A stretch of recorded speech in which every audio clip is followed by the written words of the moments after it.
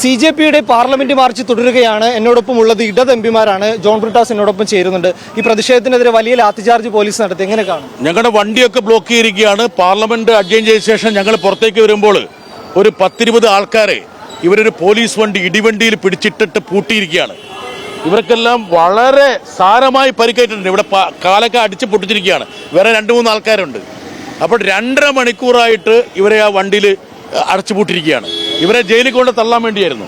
അപ്പം ഞങ്ങൾ ഇടപെട്ടതുകൊണ്ട് പോലീസ് മനസ്സോടെ ഇവരെ ഇപ്പോൾ പുറത്തിറക്കിയിട്ടുണ്ട്. അപ്പോൾ ഇവർക്കിനി മരുന്ന് വെക്കണം, ഇവരെ ആശുപത്രി കൊണ്ടുപോകണം. പക്ഷേ പോലീസിൻ്റെ ഉദ്ദേശം ഇവരെ കൊണ്ടുപോയിട്ട് ജയിലിൽ തള്ളുകയായിരുന്നു.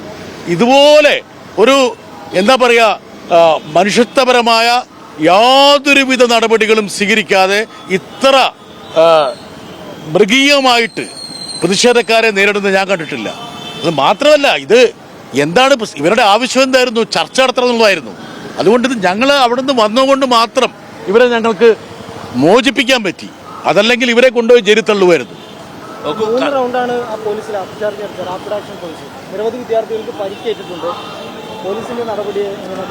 ഇത് സർക്കാരിന്റെ അഹങ്കാരത്തിനേറ്റ വലിയ ഒരു ക്ഷതമാണ്. ഇപ്പൊ നമ്മൾ നിൽക്കുന്നത് ഇതാ പാർലമെന്റിന് തൊട്ടു മുമ്പിലാണ്. ഇങ്ങോട്ട് 100 കണക്കിന് ആൾക്കാർ പ്രതിഷേധക്കാർ വന്നു. ഇവർ വിചാരിച്ചിരുന്നത് എന്താണ്? ഇവരെ ജന്തർ മന്ദിർ തളച്ചിടാന്നുള്ളതാണ്. പക്ഷെ ആ പ്രതിഷേധം അണപൊട്ടി ഒഴുകി. ഇതൊക്കെ വളരെ നൈസർഗികമായിട്ടുള്ള പ്രതിഷേധമാണ്. ആരും ഇവരെ പ്രേരിപ്പിച്ചിട്ടില്ല. ഇവര് സ്വയം ചിന്തിച്ചിട്ട് ഈ രാജ്യത്തിന്റെ ചെറുപ്പക്കാരുടെ, രാജ്യത്തിന്റെ ഭാവിക്ക് വേണ്ടിയിട്ടുള്ള ഒരു വലിയൊരു പ്രക്ഷോഭത്തിലാണ് ഇവർ പങ്കെടുത്തിരിക്കുന്നത്. ഇവർക്ക് പ്രത്യേകിച്ച് യാതൊരു സ്ഥാപിത താല്പര്യമില്ല.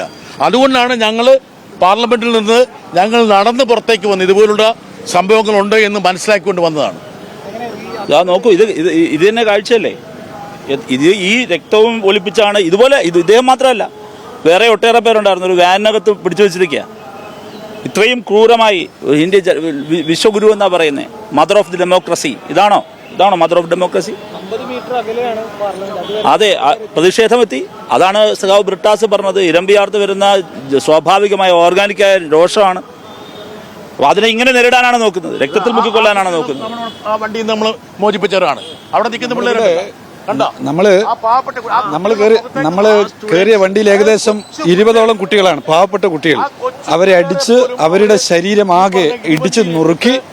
ആ കുട്ടികളുടെ ഇപ്പൊ പറഞ്ഞതുപോലെ ആ ചോര പൊട്ടിച്ചൊരിക്കുന്ന കുട്ടി, പിന്നെ ആ പെൺകുട്ടി, അവിടെ നിൽക്കുന്ന കുട്ടികളൊക്കെ, ആ ചെറിയ കുട്ടി, ഈ 2 കുട്ടികൾ അവിടെ വാഹനത്തിലായിരുന്നു.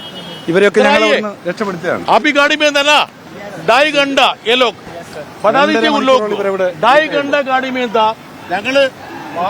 पुलिस वालों का जो बिहेवियर था वो इतना बदतमीजी वाला था। लड़कियों को ऐसे ही पकड़ के फेंक रहे थे, गाली दे रहे थे भद्दी भद्दी। एक भाई को, हमारे को चोट लग गई थी उसको। हाँ, और इसका वो मतलब ये यहाँ इनको तो ये लोग पकड़ रहे हैं, वो प्रोटेस्ट लोग इतने दिनों से वहाँ कर रहे हैं। धर्मेंद्र प्रधान को नहीं पकड़ रहे, वहाँ कोई इनकी ईडी सीबीआई नहीं पहुँच रही। मोदी जी, आपने, आपके शासन ने और सत्ता ने ना 20 लोगों का सुसाइड नहीं करी है, आप लोगों ने मर्डर किया है। इस बात को ध्यान रखना और देश को जवाब देना पड़ेगा आपको आपकी इन बातों का। इतने टाइम से यहाँ पे छात्र जो हैं प्रोटेस्ट कर रहे हैं, बैठे हुए हैं जंतर मंतर पे। सर, क्यों नहीं कोई शासन या प्रशासन का व्यक्ति वहाँ पे उनकी मन की बात जानने के लिए पहुँचा? क्यों नहीं उनसे पूछा कि आप यहाँ पे क्यों बैठे हुए, आप क्या चाहते हो? क्यों उनसे बात आप नहीं की गई? तो सर, आज हम जब निकले, जब हमारे पास कोई ऑप्शन नहीं है, तो सर क्या करें? क्या फांसी पे लटक जाएं, या फिर झूला झूल जाएं, या आत्महत्या कर लें, सुसाइड कर लें? क्या करें देश के छात्र? പ്രതിഷേധക്കാർ പറയുന്ന ഈ ദൃശ്യത്തിൽ കണ്ടതുപോലെ ഇവർ കാല് വലിയ രീതിയിൽ മുറിവേറ്റിട്ടുണ്ട്. ഈ പ്രതിഷേധത്തിൽ പങ്കെടുക്കാൻ വന്ന ആളുകളാണ്. അദ്ദേഹം 3 തവണ MLA ആയിട്ടുള്ള ഒരു വ്യക്തി കൂടിയാണ്.